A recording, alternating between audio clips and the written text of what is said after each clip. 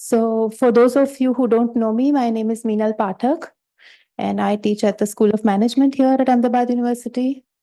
Thank you for coming to the talk, and also for Balaji. Welcome. Thank you. Yeah, thank you for taking the time to come to campus.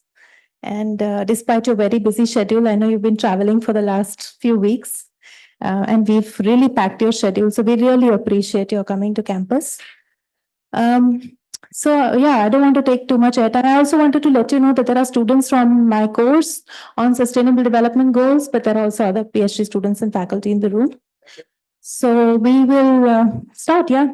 So I just wanted to do a quick introduction. We did circulate the brief, but so Professor Rajagopalan Balaji is professor in the Department of Civil, Environmental and Architectural Engineering, CEAE, at the University of Colorado Boulder, and he's the former chair of the department during 2014 to 22. His research spans several areas, including climatology, water resources management, Indian summer monsoon, paleoclimate, and stochastic hydrology.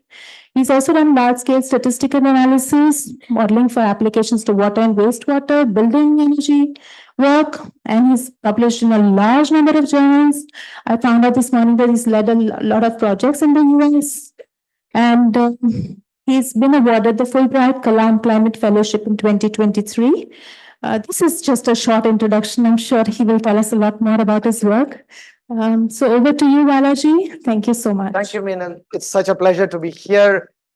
This is my first time visiting to this part of town. I've been to IIT Gandhinagar a couple of times, so it's wonderful. And it's nice to see the beautiful campus within an urban setting, and we had a wonderful time in the morning chatting with Meenal and others. So what I want to do today is kind of talk a little bit about the monsoon. And let me ask you, how many of you know anything other than the fact that it rains every year? Okay, that's how I was 25 years ago. So just to date myself, I did my PhD in 95, and it wasn't until 98 when I really got to know, why does it rain every year? I started working with a wonderful colleague, a research scientist from tropical meteorology, Krishna Kumar, and with whom I've done several work and others. But when we were together at Columbia University, that's when I was opened to the fascinating world of Indian monsoon. And I felt so ashamed that 25, 30 years I've been around. Every year I know it rains, and I have no idea anything about the monsoon. So just like yourself. So if anything else you take away from this 1 hour talk is hopefully you will get to know why it rains and why it doesn't rain. Okay, if not anything else. Okay, so I want to acknowledge all the people with whom I have worked over the years and continue to do. And these are some of them whose work I will present. And there's a lot more. The people in red are those at my university or were at my university, and then you have other students and wonderful colleagues. Again, research is a journey that's more fun if you have exciting people with you around. Okay, so, and I've been really fortunate. Okay, quick outline. I'm going to talk a little bit about monsoon. Why is it important? Probably this audience knows why it's important, if not why it rains. But I will highlight that. And then we'll talk about why it rains, why it doesn't rain. Okay, so then I will tell you a little bit about the past. That's why the title, Once and Future. So past, present, and future, variability, and some societal impacts. And Meenal asked me to do some modeling, so I really tried to squeeze in and keep it with the flow, but I hope it comes out fine. If not, I'm happy to chat with anybody on the statistical modeling that I will show very briefly, and then some parting thoughts. Right, so hopefully that'll give you enough. I know it's a very diverse audience, which is wonderful. A lot of you are working in social sciences, basic sciences, engineering, and monsoon is something that touches pretty much everybody. And we are in the midst of a monsoon season, so it's a wonderful, apt surroundings and apt time for the talk. Okay, let's get started. So, monsoon has invoked so much in the popular media, culture. Bollywood films are filled with monsoon references. Indian classical music, if you like that, there's monsoon ragas, and goes on and on. And there are lots of sayings in various parts of India, various cultures that refers to the monsoon. Okay. By far, my favorite is this quote by the Indian author Shanti Priya, talks about how before the monsoon, March, April, May, typically what is the weather? Hot, right? It's hot, as if everything is on fire. That's what the author says. And then everything is on fire, dying away. The monsoon starts. It's almost like magic. Everything comes to life. Okay. And we see this every year. As I said, in 98, when I was working with Krishna Kumar, I was like, yeah, every year I would see it, but I would never appreciate it until I started really working on it. By far, my most favorite song, there's plenty in the Bollywood, but this is my real favorite. Does anybody know the song? I know Meena Liz, but probably some of the younger ones may not, so you might have to Google it or go to YouTube. Beautiful lyrics, beautiful music, and so that's basically what it captures. The sentiment. It's the poet says, "Look, take everything away and just give back the monsoon days of my childhood, where I would play with paper boats." So monsoon also, while it does this, it's fun. We all have good memories as children or adults, and even now, getting stuck in the rains and getting drenched. It also does this. And recently, the Wayanad landslides, which I'll touch upon. So monsoon is what I want to point out is integral to our life.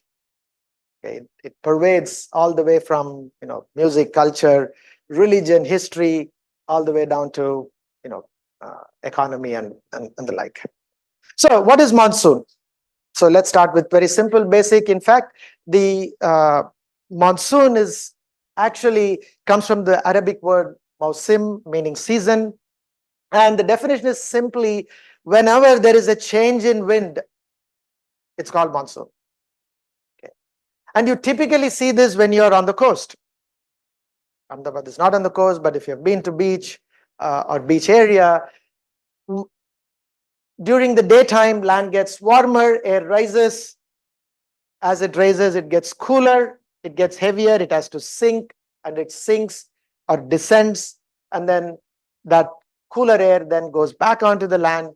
Typically, this happens during the evening. That's why people go to the beach in the evening. So in the nighttime, land is cooler, okay? Ocean is warmer, so the wind is blowing the other way. So you don't get the beach breeze. You get breeze going from land to boat. This reversal happens on a daily time scale, pretty much everywhere, every day on the coast. Now you take this and make it on a larger scale. That's your monsoon. Okay. So in order for that to happen, you need two things. You need a land mass that's subjected to a lot of heat, so it's getting heated up. And you also have an ocean or water body nearby, big water body. So wherever you have this kind of contrast, you set up monsoon.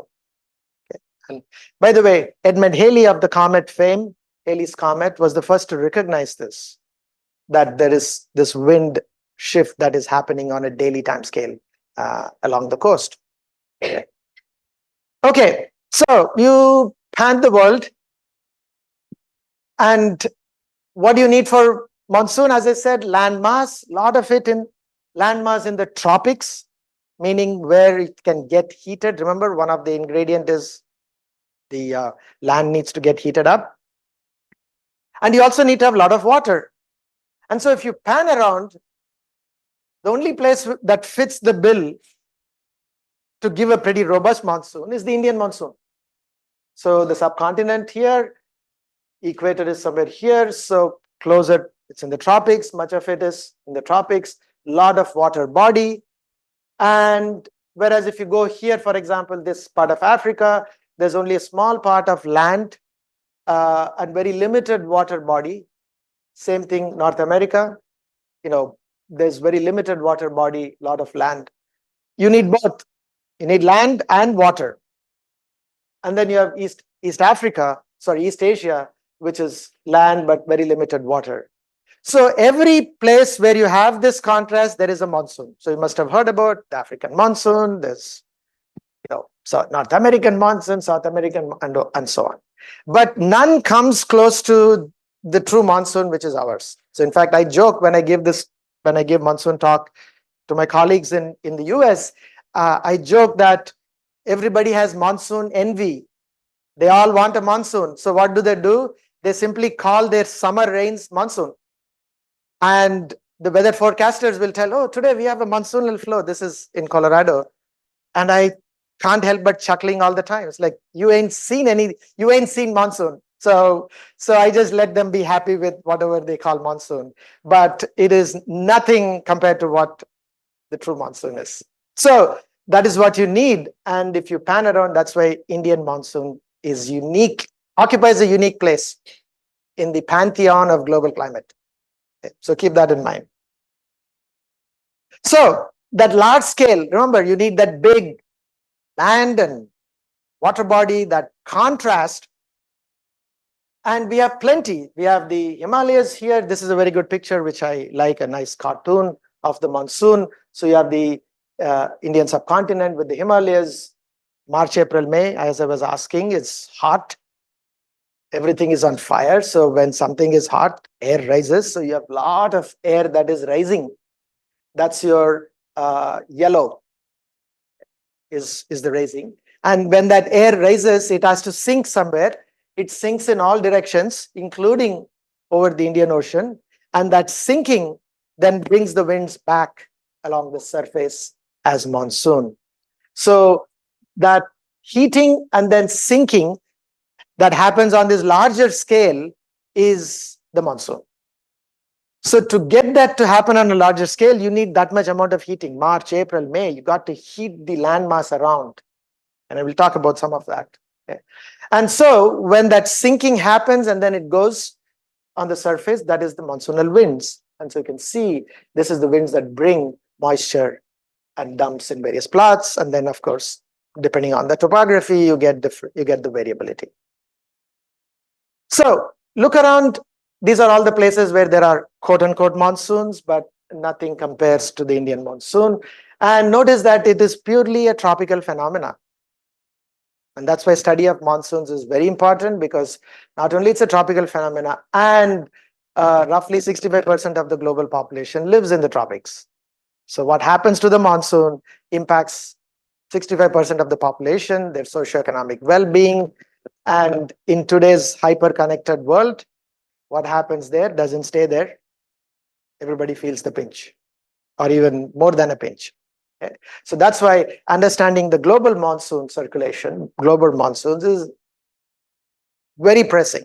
No longer it is, we don't live for people up here, we don't live here. No, what happens here comes there through economy, through agriculture, supply chains. I'm sure business folks in the audience can appreciate that. So very important to understand. So at least you should have, even if you don't need to model monsoon and get into the nitty-gritty, but you need to have a pretty good understanding at a higher level that you can put sensible policies together in which most of you are working. Okay.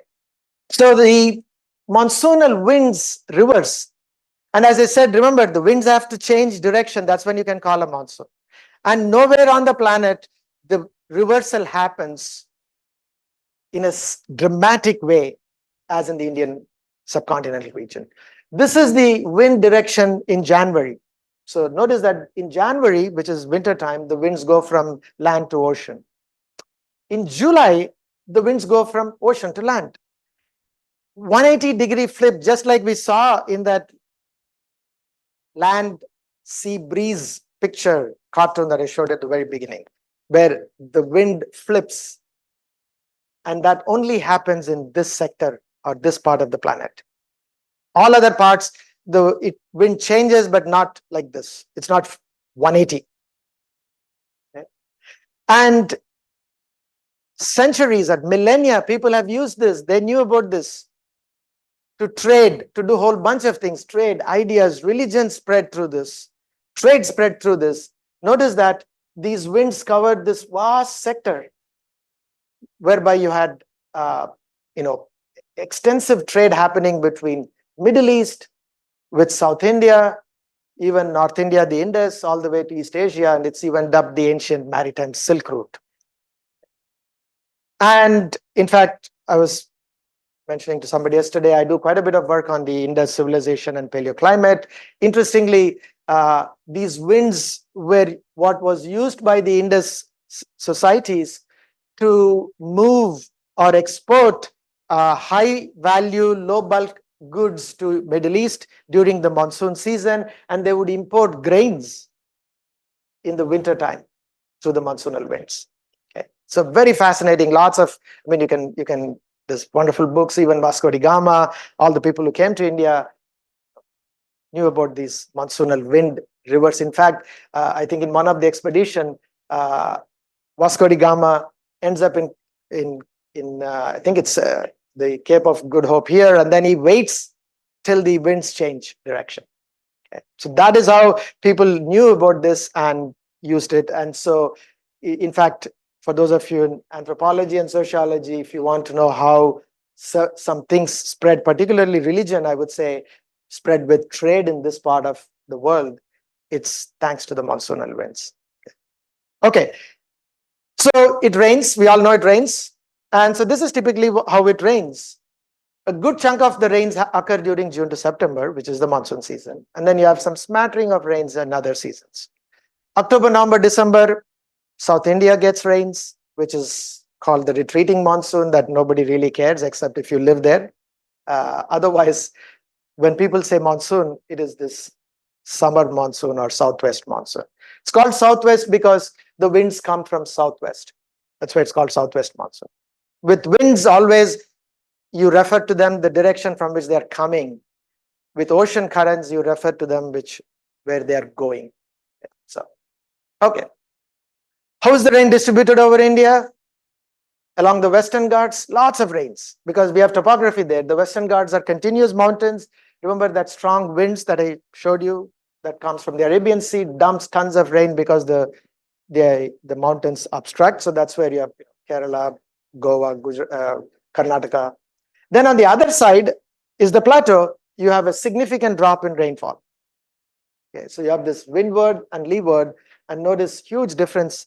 Then afterwards, you go further. Remember, the Eastern Ghats are not as continuous as Western Ghats. So you have the Arabian Bay of Bengal flank, which brings moisture and dumps rain along the Indo-Gangetic plains, and then also into the in the foothills. This is monsoon. This is annual. Pretty much, they are both are the same. And you can see how rainfall shaped not just the landscape, shaped societies. And if you travel across India, you can see the rhythms of life, rhythms of society, amazingly, with whether you have more water, less water. Even the landscape changes. You go to Gujarat here, where we are, versus if you are in Kerala, the landscape is different, food is different. And a lot of it has got to do with what is available with the rainfall that you have. Right? And then likewise, if you go to north of where we are here, you will have even more drier, people are much more resilient to live with less water. So for them, drought is like, several years of less water. Whereas you go here and say in Kerala, there is drought, it's like 1 month less rain is drought. Okay? Because the societies are not conditioned to live in conditions like this here. Okay? So it's very fascinating how societies evolved with the rhythms of climate, and climate really plays sort of a pivotal or a catalytic role, I would say. Okay, monsoon. This is the time series of all India rainfall, thanks to the British. Few things. One of them is they kept good records of things, and the monsoon record starts from 1810 to present, right when East India Company was ruling us. Pretty stable. That's typically what you see with the monsoon. That's why you can write poetry and sing songs, because it comes every year, right? You're not writing poetry if it is just okay once and one and gone. But it's got a lot of variability. That's where the exciting part comes. Okay, and you can even see around late 1800s, early 1900s, the Bengal famine. Look at the rainfall deviation. This is just rainfall and significant deviation from what is typically the normal rainfall, which is like 850 millimeters or so. Okay, and so when these things happen, you feel it, and then it has a big impact. Okay, it impacts climate, health. This is time series of malaria, dengue with rainfall. Again, you can see very good correspondence. So if you can understand and predict the monsoon or rainfall, you basically can help so many sectors. And so that's a good thing, which is not the case in many parts where they're not that climate sensitive. Whereas here everything is. So understanding this is really important. And health comes in this way. Climate impacts agriculture, which then impacts the economy. Health, remember here, a lot of agriculture is rain-fed. And if it's less rain in a year, you have less agriculture, less nutrition, people's health is affected, and that's the change. So I won't be talking anything more than this. We can chat more if you're interested. So let's look at the rainfall over time. This is just the deviation from the normal average. So take the average, and then every year you see how much it is from the average. If it's above, then it's positive. It's below, it's negative. And interestingly, when you have below rainfall, it's pretty dramatic. It can go up to -25, even -20 in the 1970s. Even recently, we are talking -20 and so forth. Okay. On the plus side, it doesn't go more than 20. Okay. So that's a good, important lesson observation. Okay. So all India rain is it is there normal, but when it goes below, it goes really bad. But the wet are not that wet. Okay, so which means we have to be careful with the resource, how we manage. And of course, on top of it, there's spatial distribution as well. Temperature is increasing, everybody knows. Okay. So 1876, 78, Great Famine, 1900, 1901. So this was time when British were ruling. There was this Great Famine. In fact, there are several books you can read that documents the famine, people dying in large numbers, particularly in Bengal. And that's when entered this man. So after that Bengal famine, by the time the crown or the British monarchy was ruling India, so the queen at the time said, look, we can't have people dying. So that's the first time even they had to contend with the vagaries of the monsoon. So what did the queen do? She sought this person and said, hey, go study the monsoon. See if you can predict it. This is what we are talking in the early 1900s. So this is Sir Gilbert Walker. And there's a bust of him in the IMD in Pune. And there's even a Walker Prize. So he comes, and what he does, he sets up the Indian Meteorological Department. So he's the first Director General. And if you go to Pune, you can see that. And he's a fascinating character. He was a statistician. Speak of interdisciplinary research. Okay. Walker was a statistician. Those of you, if you're doing time series analysis, you do Walker equations for autoregressive models. This is the same Walker. Okay.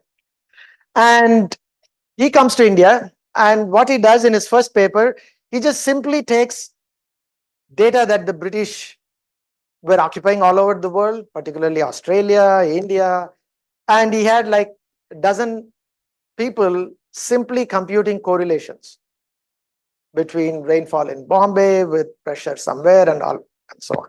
So he published like tables of these correlations in this seminal 2 papers.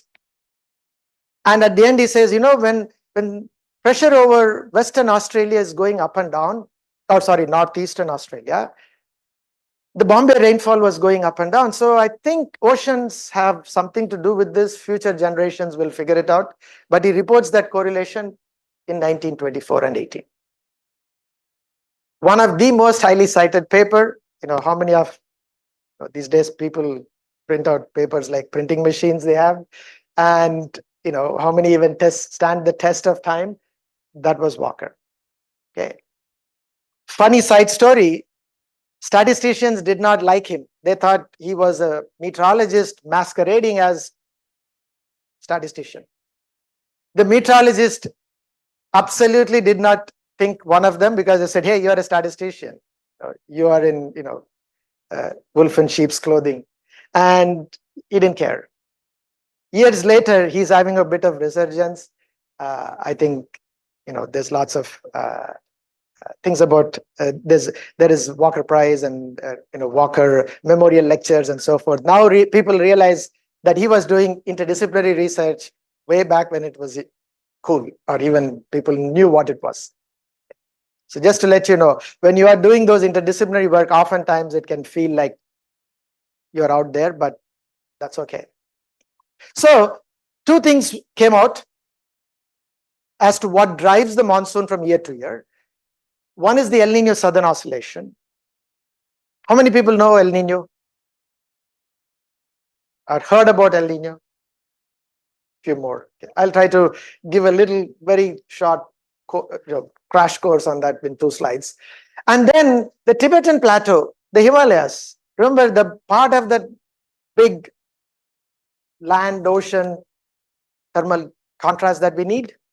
So these 2 ideas were what came out from the early part of 20th century as to why the monsoon varies up and down.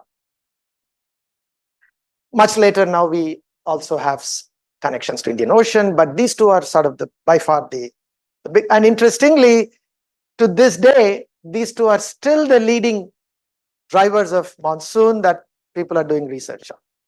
If you take any paper now, everybody will talk about monsoon. And so even climate change, the big heated debate is, what will El Nino do in a climate change? Because that is going to impact the monsoon. Right? So amazing in terms of what they found with their intuition and rudimentary things. So quite fascinating.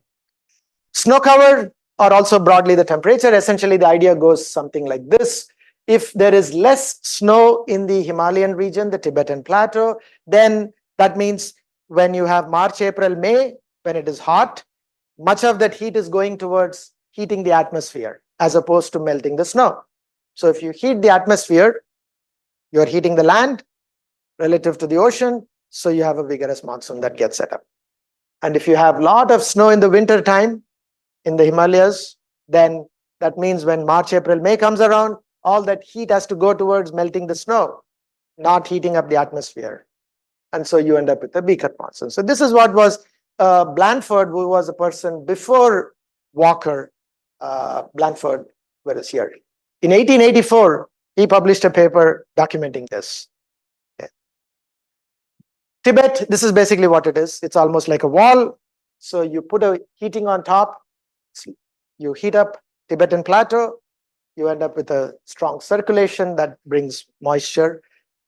If Tibetan Plateau is weaker in its warmth, such as less snow, then you end up with, so it's also called the elevated heat pump. Tibet is very important because it's at 5 kilometers above sea level, right? So it's almost like you are heating the atmosphere at 5 kilometers. So it's like a vacuum pump that you can create.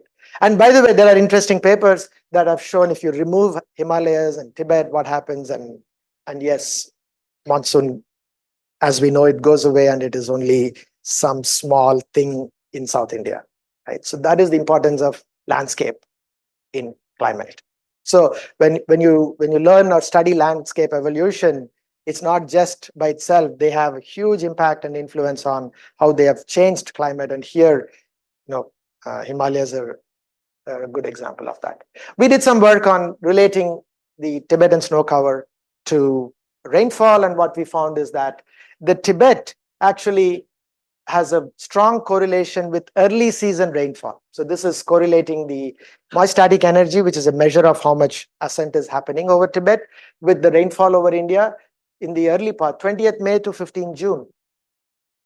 Then here it is July to early season, mid season, late season. So in the mid season, notice that the correlation or the relationship, that land ocean gradient, completely goes away. Why? Because remember, you have the gradient, winds come in, it rains. When it rains, what happens to the gradient?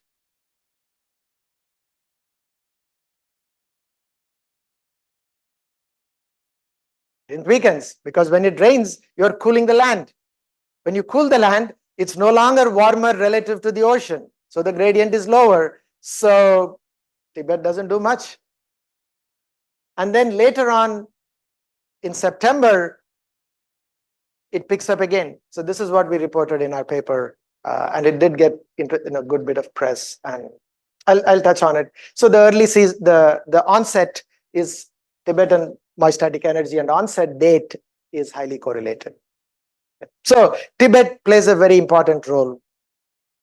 So even though it's far away, it has a controlling role on the monsoon initiation. So as they say, it takes a village. So when we see the rains, it is what we experience, but there are so many characters, like in a play, they have to play their part. And if they don't, you don't get rain. So next time when it rains, keep that in mind. Okay, let me, oops. Oh no, I thought I had the El Nino figure. The second is El Nino phenomena. Okay, I talked about that. It's a phenomenon in the tropic. I had a slide on El Nino, and for some reason, I ended up deleting it. So basically, El Nino is a phenomenon in the tropical Pacific. It's just here. Okay? So in the tropical Pacific, going back to your geography class, a lot of strong winds go from east to west. So what are those winds called? What is that? Easterlies, or there is even a more colloquial name for it from, say, high school geography. Anybody? Trade winds. There's the word trade winds. These are winds that go from east to west, purely because of the Earth's rotation. Earth's rotating the other direction, winds go east to west. So when east to west winds are blowing, and remember, this is where you have large water body. Earth is a sphere, so it has a lot of surface area around the equator, right? So winds are blowing. Okay, winds are blowing from east to west. And tropics, what is also, if you're close to equator, what is another thing that is that you will experience? What's that? So winds are blowing east to west, and as you go closer and closer to the equator, what do you experience? Higher temperatures. It's warm, right? As you go away from the equator, lesser temperature. That's why you have seasons. You have cooler. So it's warm. That means the water at the surface is warm because it's hot. Sun is there. Okay. Now you blow strong wind on that hot water or warm water because of the sun. Wind is blowing. So what do you end up doing to all the warm water? So there's warm water, and then you're blowing a fan, and a big one at it. What's that?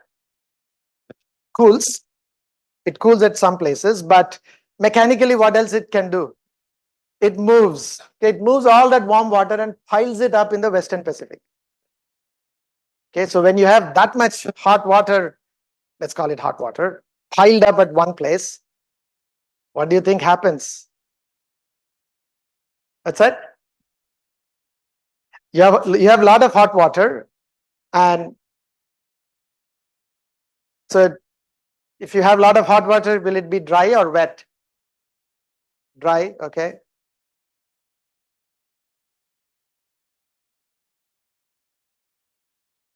Temperature is increased, but it is water. So when water is warm, more evaporation, and when it is more evaporation, what happens? Okay, after that,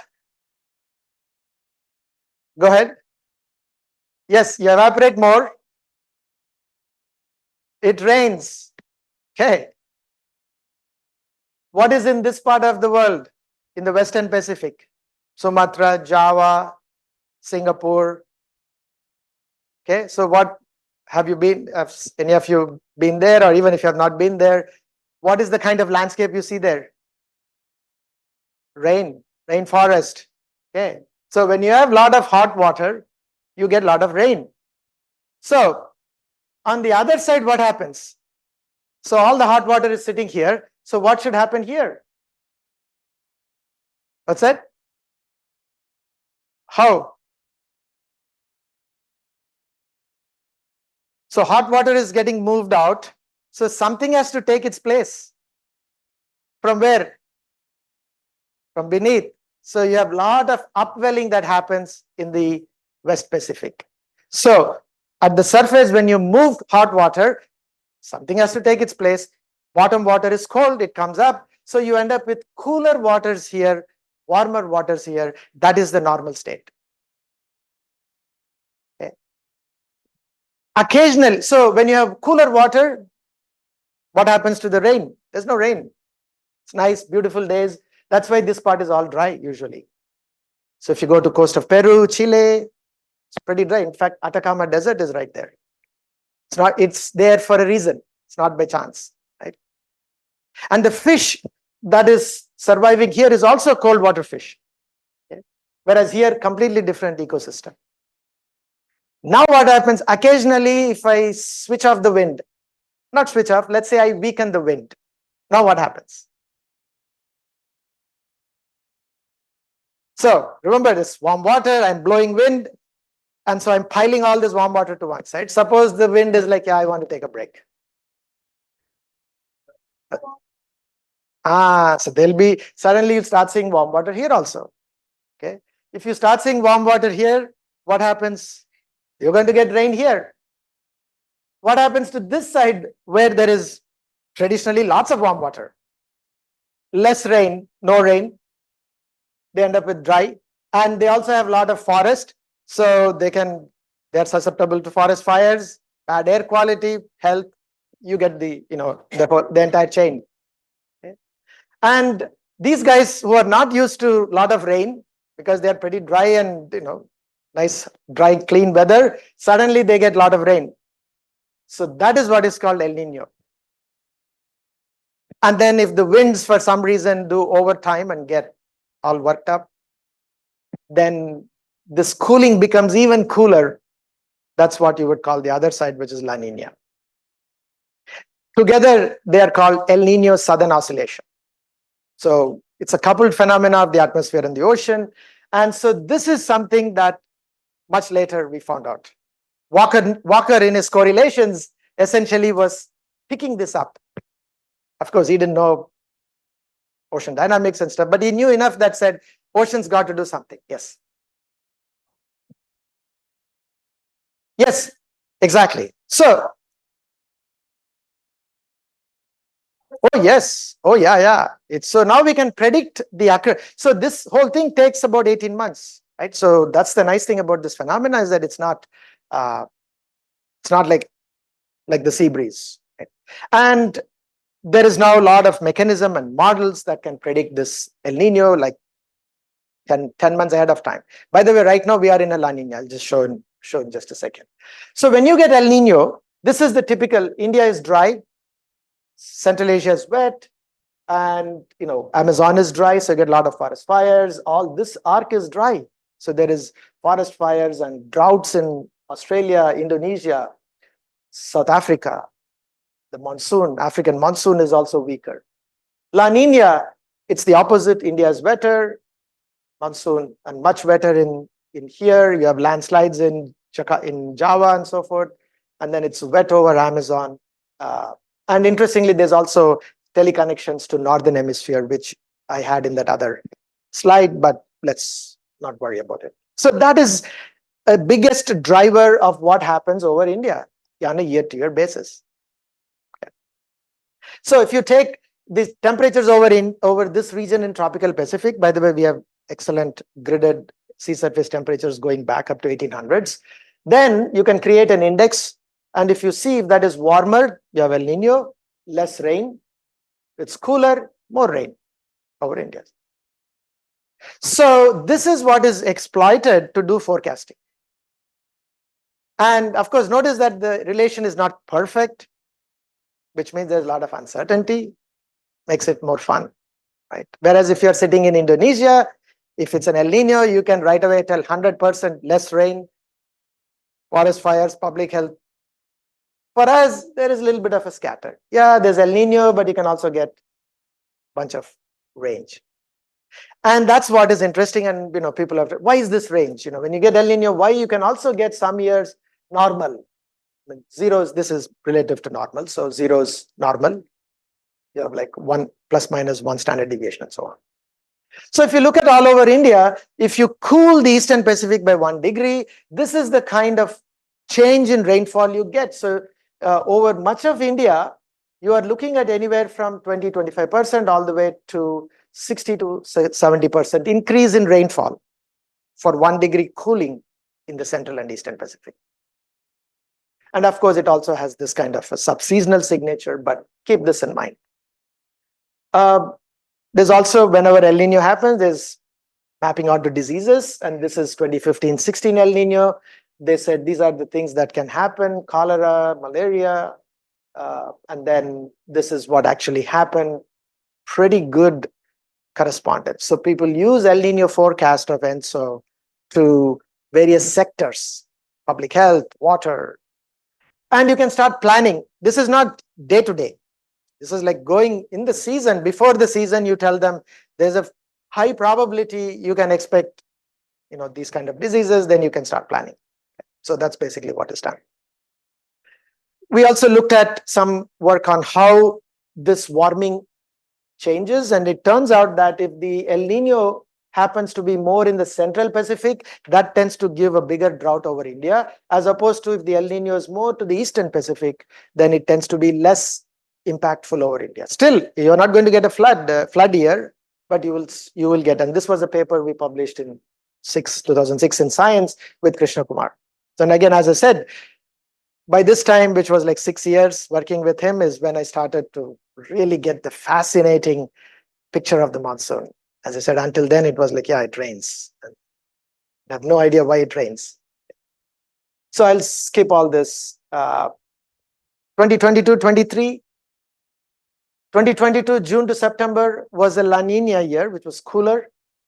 East Pacific, plus 6.5% all India. And 23, El Nino, big El Nino, remember this, but it was much of it was in the Eastern Pacific, so it was only 6% negative. Remember those big excursions I showed you, minus 10, 15, 20%? That didn't happen because the significant amount of warming was in the Eastern Pacific. Indian Ocean is a spoiler sport recently. That is a big, open, challenging question. Indian Ocean, for a lot of time, people thought that's just whatever Pacific does. It's like a satellite. Of late, Indian Ocean has been warming like crazy. So what is happening is, when you have cooling, notice you're only getting plus 6%. The data I showed you from 1800, we could get plus 15, 20%, but that's not happening these days. And so in a paper in 2020, we were wondering why. Why La Ninas that should produce good rains are not producing good rains. In fact, I tell a generation of people such as yourself don't know what good rains are. Because you have been, most of you are born after 90s, and the La Ninas are not getting us that 15, 20% rain, which used to happen pre-90s and pre-80s.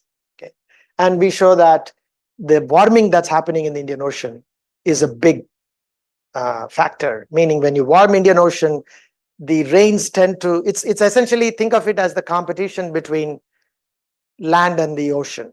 Right, land is warmer, ocean is cooler, so winds go to the land. But if the ocean is also warmer, the wind has to decide, should I go to the land or should I go to the ocean? And that competition becomes more intense, and more rain falls on the ocean. It has other kind of ramifications, but that is where you are ending up with less rain on land, more on the ocean in recent El Nino years. So this is what we published, and you can see this post 1980 La Nina minus pre. You can see significant reduction in rainfall. So this is our schematic of how we think increased Indian Ocean, and this was Roxy's paper. So basically, the idea that I just said, if the ocean is warmer, then you have a lot of rain on the ocean. The ocean is cooler, the rain is on the land. Right? It's a very simplistic, but it's a good way to think about it. So this is one of the hot open questions. What will Indian Ocean do? So any future warming, that's important. Okay. Extremes. In extremes, basically, this is a report from CEW in 2022. What they point out is that, these are the districts that are subjected to floods, districts subjected to drought. Okay. And both of them are increasing. So this is like a whiplash.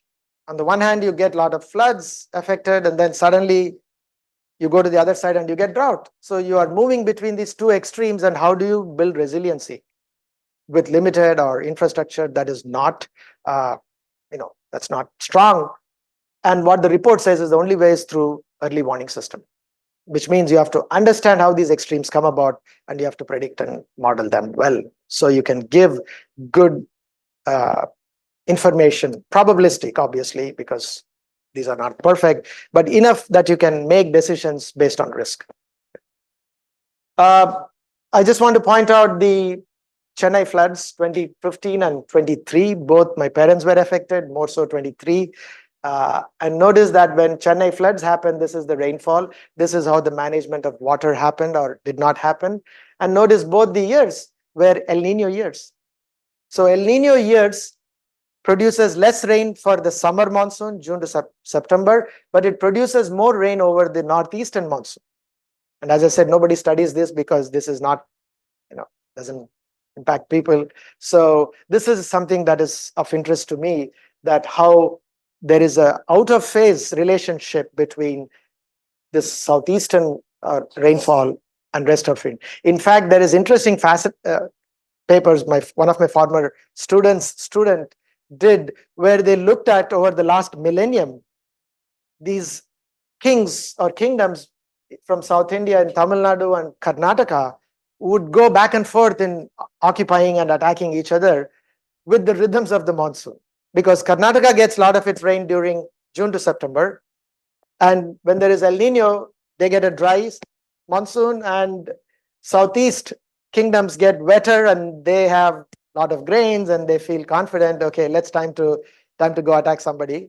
And then La Nina is the other one. It's interesting, they trace pretty much every attacks that happened in those several hundred years in the last millennia between kingdoms in these two places to the rhythms of the monsoon.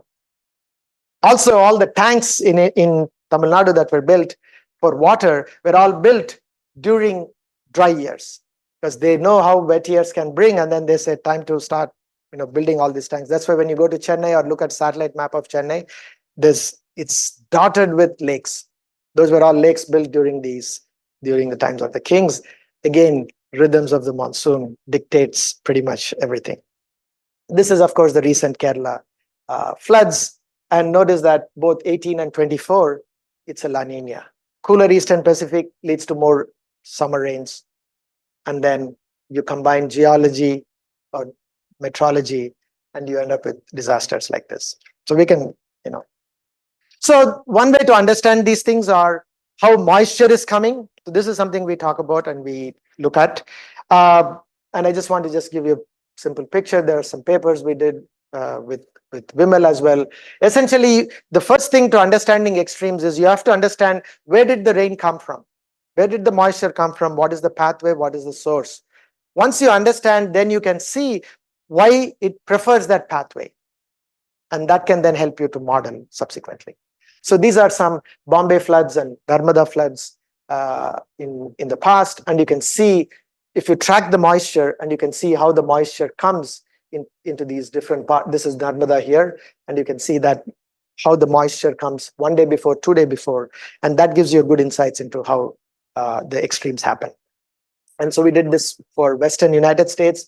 Notice that different season, fall, spring, summer, winter, for different parts of the United States, same location for different season, the moisture tracks are different, right? And that gives you a richer and insightful understanding of what is of importance that you can then use in any of your statistical models that you're doing. And so this is something we did recently. It's about to publish in Climate Dynamics, different clusters of rainfall and seeing where the moisture sources are for the seasonal rainfall and for extreme rainfall. Okay, I'm going to skip this and I'll come back if there is time. I have to talk a little bit about the past and then I'll stop there. Past. Okay, so what I showed you is all present.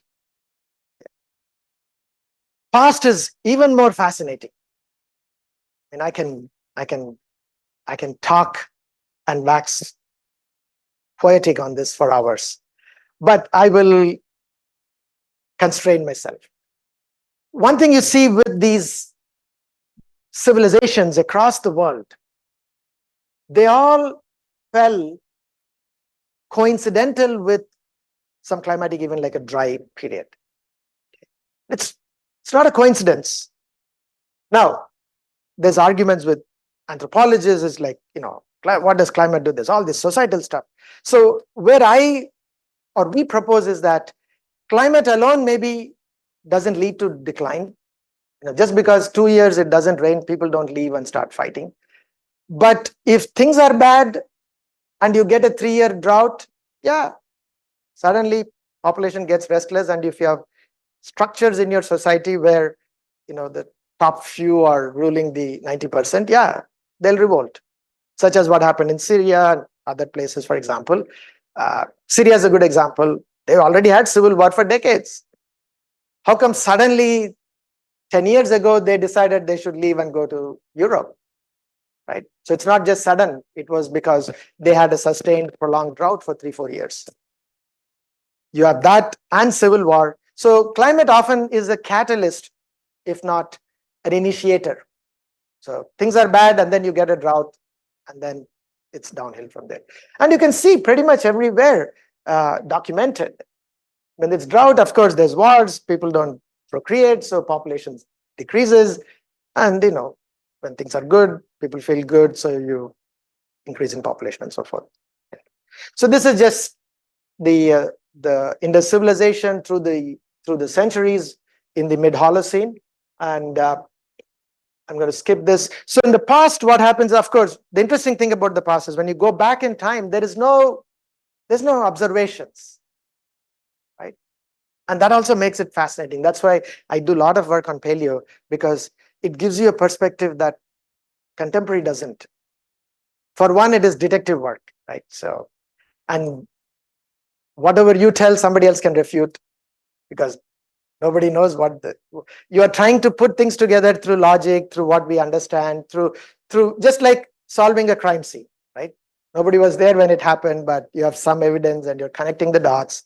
And that's fun. In fact, my advisor used to tell, when you grow, at the time when I was starting, he would say, when you grow old, you drift towards paleo climate. And at the time, I didn't understand what he was saying. And this was, I'm talking 95, he was 50 at the time. And now he still publishes, he's 80. But paleo is fascinating. So basically what you do in paleo is that you drill these cores. Go into the ocean, you drill the cores, you get these cores. And there are layers, and you take each layer and you do geochemical analysis. Usually it's magnesium, calcium, or alkanones, which are like lipids, much like your cholesterol and the other kinds of lipids. So you identify the lipids in each one of those, and that has a direct connection to the sea surface temperature. So based on that, you have recreation of sea surface temperatures back in time. And notice that if you can recreate over Eastern Pacific, suddenly now you can use those understanding that we know if it's cooler in the east, it has to be more rain over India. And so you can try and infer the rainfall. When you can infer rainfall, you can infer vegetation. And that's when it gets really fascinating. You can stitch together a nice story. Okay. So there are lots of paleo data, and there's organisms that they count. There is stalactites and stalagmites from caves where they look at, and pollen that they count in each of those layers. So these are basically ocean sediments, and they also do same with the lake sediments. And there's plenty of this paleo data that's available, all free. And folks in the audience probably will know. So I will skip. So you have these kind of cores that are available in the tropical Pacific.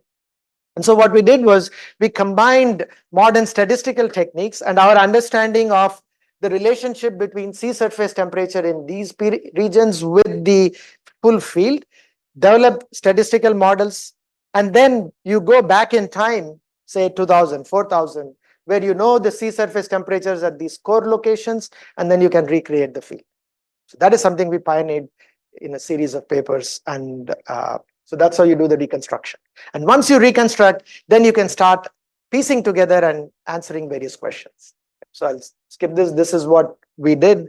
And more recently, this is hot off the press, just about to be accepted, where we did a Bayesian version of that modeling. And what we found is that the cooling in the Eastern Pacific at 10,000 is minus 2.5. Remember, 1 degree cooling, I showed you that picture, the rainfall increases by 40 to 70% over India, more so in Northwest India. And now suddenly you have 2 degree cooling in 10,000 years ago. That means these parts had even 100, 120% more rainfall, enough to sustain civilization. Yes, they're not going to become tropical jungles like South India or the West Coast, but enough, more than enough to sustain robust societies. And then you come along here when you get to 4,000, right? From 4,000 to 2 is where that decline of the civilization happened. And here it's barely less than 1 in very small pocket. So suddenly you are having what was 140% more rainfall is now coming down to where we are. And that is a big reason for these societies to kind of relocate and move. Yes, this happened gradually, so that's why much of the Indus decline is also fairly gradual. Okay, and so that is what we argue.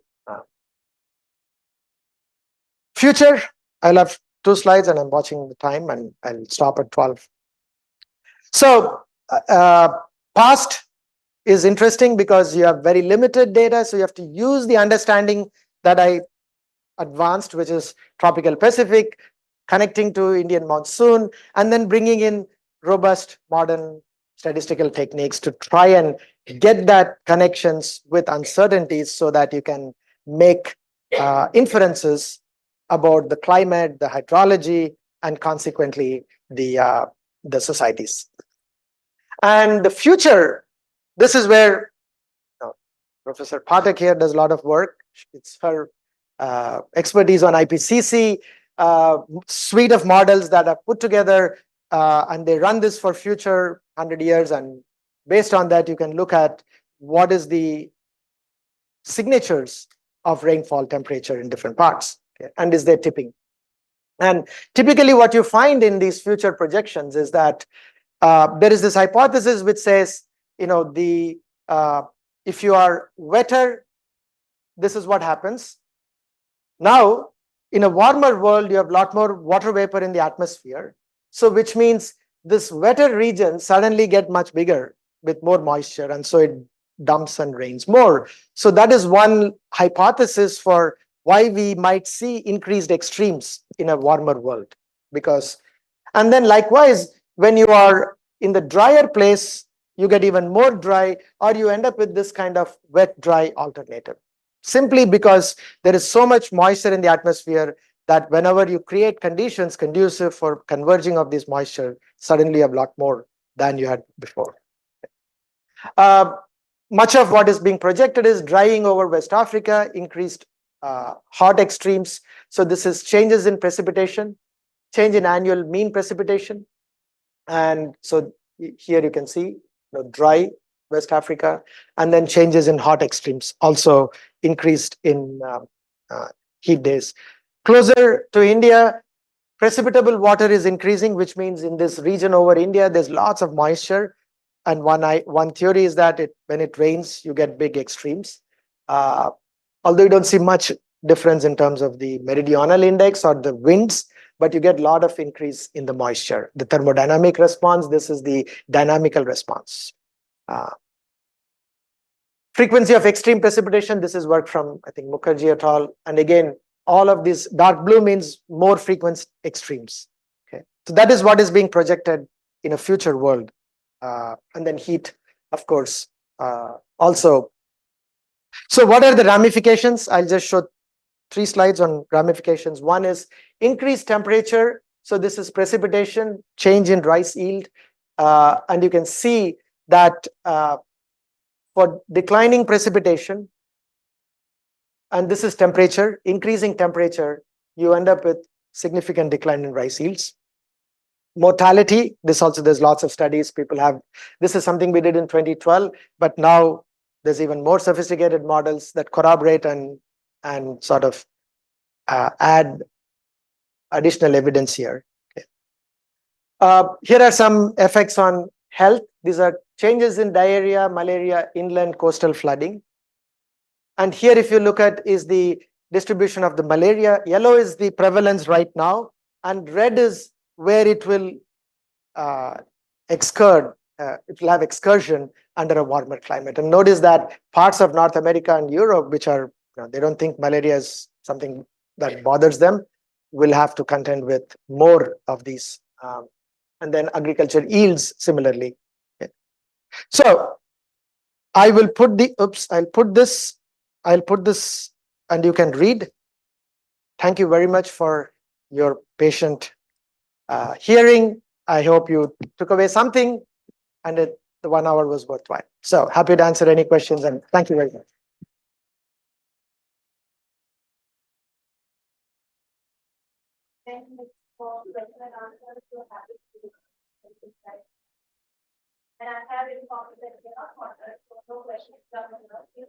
Yes.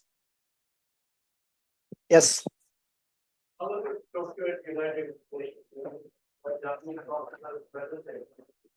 about surface water. What is the heat is why because the water from aquifer moves. So you don't find them where the aquifers, where it is collected. It starts moving in water vapors. Yes, and those are all regional effects. Yeah, water moves into the aquifer. Once it is in the aquifer, by the way, not the aquifer is not uniform like a sea, right? Many places, water only goes down for a little depth from the surface, which is then taken by plants, evaporated. So the aquifers are much more spatially heterogeneous, and then you add to it the withdrawal and the pumping. So the effect of at least increased extremes, let's say for India, for instance, it's not something, in fact, getting that big extreme events, even though you may end up with same amount of rainfall, seasonal, but getting it in like 1 or 2 big dumps is really bad. You also need some wet years, but the big floods are not helpful. They are not going to recharge your aquifer, because when these things come, usually they come on top of already saturated land. So whatever is coming is just running away. So the aquifers are something that is more regional. Some regions benefit, some don't. But that's also not something that we can rely upon. And there are now interesting papers coming out showing that how aquifers may get overexploited when you are having less water. That's a good question. Yeah. Yes. So my question is for mostly for our students that we have heard in countries like the Gulf countries, they are having artificial rain. I mean, they are creating these artificial clouds. So how much of that is really possible to address, the dry season or something? I chuckle because at National Atmospheric NCAR, National Center for Atmospheric Research, which is in Boulder, I have a couple of friends. They have a contract from these Middle Eastern countries for cloud seeding. And they've been having it for years. And it is their employment program. Their employment program. So cloud seeding does not work it doesn't produce any deluge. To get anything out of cloud seeding, you need to seed the clouds when there is already a system coming through. You then seed, you may get, studies have shown anywhere from 2, 3, 4% to maximum 10% more rain that you would get. If you just simply seed when it is a clear sky, you get nothing. It's like you might as well go on top and dump money. So cloud seeding, all of those are, There's no change in the vegetation. You cannot really... Nothing. So one thing that is happening, which I'm going to look at, I've suggested this to some of my collaborators. If you look at India, for instance, if you look at the vegetation over India, any season you look at, any month you look at, since 80, when we have vegetation satellite data, significant increase in vegetation all over the country, including Rajasthan, places that you never expect. More so during March, April, May. Okay. March, April, May, going back to what the previous question, and much of that increase is not natural vegetation springing up or we had lots of rain. No, much of that is agriculture that are policy interventions. People are pumping groundwater, putting it on surface and producing a third crop. When I remember when I was a child, when I was a boy and I was in Kurukshetra, which is, agriculture country, and summer, March, April, May, the fields would be fallow. Now, everywhere they are putting in that third crop. What is happening is that is changing the atmospheric dynamics. So suddenly you have a lot more moisture in the atmosphere during March, April, May. So no longer things are on fire, like the poet Shanti Priya was telling, and which means you have a lot more moisture recycling. So you get more thunderstorms in summer, you get rain, it cools the atmosphere. So that gradient that I started out with, which you really need, is now much weaker. So you end up starting the monsoon late, much weaker. So that is one place where policy change, and I don't know, probably it's because people are getting free power or whatever. Some policy is what is getting people to change the landscape in such a dramatic way. Barring something like that on a subcontinent scale, anything else you do is like drop in the bucket. So it doesn't do any of that, and including cloud seeding. Yeah.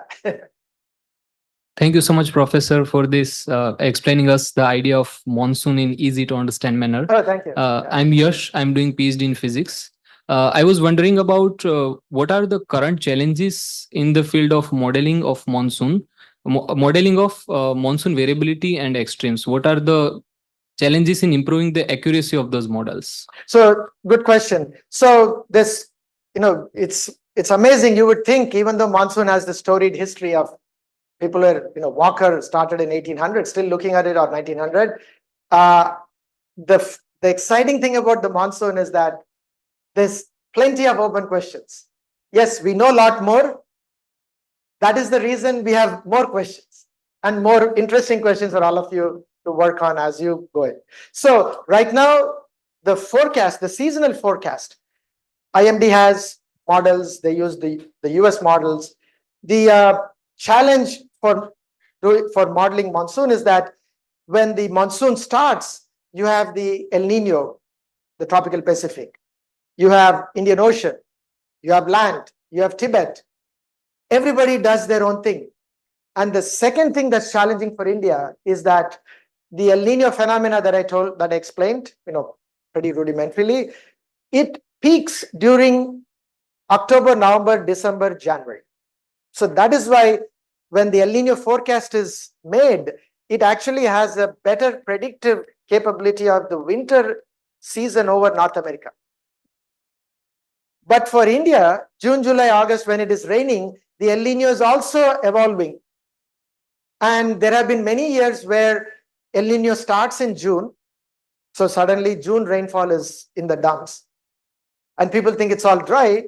And for some reason that El Nino warming disappears in July and it's back again. And things have happened the other way. So that is the challenge for India, is the subseasonal simultaneous evolution of El Nino with the monsoon is where a lot of these models, and which also means there's lots of potential for combining machine learning. I mean, there's tons and tons of exciting possibilities at that interannual scale.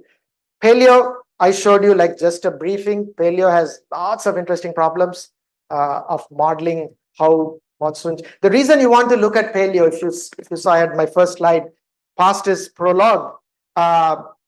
Mid-Holocene period was much warmer than where we are right now. So if you are going into a warmer phase, knowing what happened during mid-Holocene might provide you with some insights as to how the monsoon might behave, right? So that is why it's always instructive to look at the past.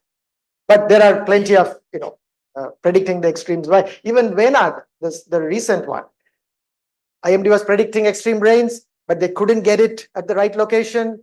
And they didn't have a model that would translate that into the landslide. So you end up with forecasts that were not to a point where people could act. That area, there's plenty of space, that forecast dissemination, how to give probabilistic forecast, how to map that to decisions, how to take what is coming at atmospheric level all the way down. I can go on and on. You can have careers, you can have your career on that. Yeah. We have 1 minute to go, and I'm not going to let the students of my class get away without asking a question. So I want somebody from the SDG 502 course to ask or comment on how you thought this course, this session related to your work, or what might be the useful takeaway for you. So you're not getting out of the room if you are. Thank you. I was going to ask. I did the same. Faculty and senior. Yesterday at my talk in Gandhinagar also, I said I'm not leaving until. Yeah, I want one of the graduate or undergraduate students to sort of. Yes. Yeah. So if you guys want to go and eat, then you have to ask. Manan, yeah.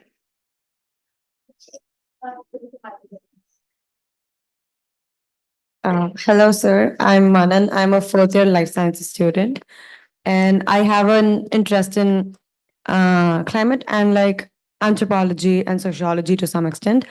So as you mentioned during at the beginning of the talk, how we don't know more about monsoon than it just rains. And my takeaway was that it was very interesting to know how societies, how civilizations, how trade routes, and how religion spread due to winds, monsoon winds, as you mentioned. And that was really interesting. Oh, thank you. Yeah. We need a question from somebody, from a student. The question, yeah. Yes. Or someone else can ask the question. Or I'm going to call out. Or I can call out too. Sir, my name is Jinay. I had a question that you told that we will be facing extreme situations in the future, right? So India will have rainfall. If it rains, it will rain heavily, right? So how can India deal with this situation? So are there any ways that our government should pre-plan or prevent something like vehicles or reduce pollution, or what are the ways that there is no, it's not like one solution. That's, by the way, it's a very good question, and that is something that we are going to leave it for your generation. So you guys will be solving that problem. So it is not just one solution, it is series of interconnected solutions. For example, already in terms of heat, a lot of cities and states are taking action, including Ahmedabad. By the way, they have an excellent heat action plan that sort of helps people working in the agriculture, in construction. So there are things you can do. A lot of them doesn't require big infrastructure solution. 2 points I'll make. One is, given our dense population, our infrastructure solutions are very limited. So let us take urban flooding. Like it rained last 2-3 days and parts of Ahmedabad, just like parts of, I've been to Pune, Delhi, Chennai, Hyderabad, they're all the same. Okay. Everybody knows what needs to be done. Oh, you need bigger drains. Okay. How are you going to get? Have you seen some of these places, the dense population? Where are you going to move them to increase the drain size? Not happening. Okay. So you have to be a little creative. And the West has got a different advantage because they have infrastructure that's here. What I find is that the best way that report, that's why I keep putting that, is that if you can put your efforts in early warning. For example, simple thing, morning 9 o'clock, someone goes to work. Suddenly at 4 o'clock, where they're out, it dumps. And they are wondering, could you have not told me 2 hours ago? I would have left work. Simple thing, right? Nobody thinks. And this, by the way, there is a lot of ideas for startup. I mean, there is an app somebody could, there's tons of information online. All someone needs to do is synthesize, put it together. And by the way, we can easily predict big rain coming 1 to 2 hours ahead. And for a lot of the people, you give an alert and say, they'll just get out. So when there is traffic with rain, you'll have less people on the road, right? We need to think more creatively, and not always everything is infrastructure. And on the infrastructure point also, it's interesting, some of your management, people here, the decision-making objective is very asymmetric. You would wonder why people live in, every time it floods, but how come people are here? I will tell you why they are here. Their calculation, they are very rational. They say out of 365 days, 10 days I have to put up with this. The remaining 300 days, what is my problem? It's not flood. What is the problem? Running heat and running out of water. Okay. So if you tell people you're going to get flooded, get out, move somewhere, that is not happening. And they're fine with the floods. They know it'll come and it'll drain in 2 days. But they say, if I don't have water to drink until next rainy season, that is what keeps me awake at night. So if that is the case, you need to meet people where they are. And there are lots of solutions that are effective, money making, and you don't need to like build boondoggles, right? So that's how I would say you should think.